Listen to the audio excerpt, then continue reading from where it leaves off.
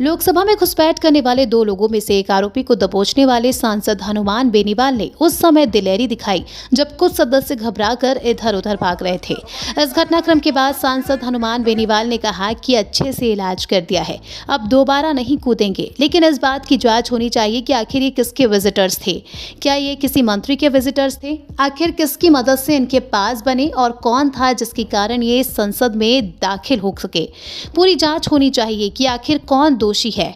क्या इसमें सुरक्षा अफसर ही दोषी है या फिर कोई और, लेकिन कड़ी कार्रवाई होनी चाहिए। दरअसल संसद भवन में बुधवार सुबह 2001 में हुए हमले की बरसी बनाई गई और शहीदों को श्रद्धांजलि दी गई, लेकिन दोपहर होते होते संसद में एक और हादसा हो गया और ये भी किसी हमले से कम नहीं था। बुधवार दोपहर को दो अनजान शख्स लोकसभा के भीतर घुसे और नारेबाजी करते हुए स्मोक बम वहां छोड़ दिया। पार्लियामेंट के अंदर हुई इस घटना ने हर किसी को झकझोर कर रख दिया।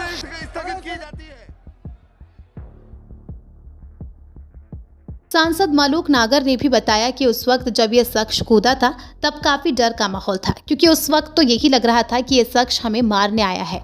ऐसे में उसे पकड़ना ही सबसे बड़ा फोकस था। यही वजह था कि हमने उसे तुरंत पकड़ा और हाथ पैर बांधने की कोशिश की।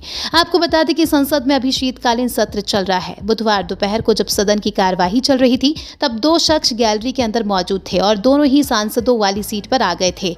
एक शख्स तो दौड़कर स्पीकर चेयर तक पहुंच रहा था। यहाँ नारेबाजी करते हुए इन प्रदर्शनकारियों ने स्मोक बम का इस्तेमाल किया। इन दो के अलावा दो प्रदर्शनकारी संसद के बाहर भी थे, जहां उन्होंने नारेबाजी की और स्मोक बम का इस्तेमाल भी किया।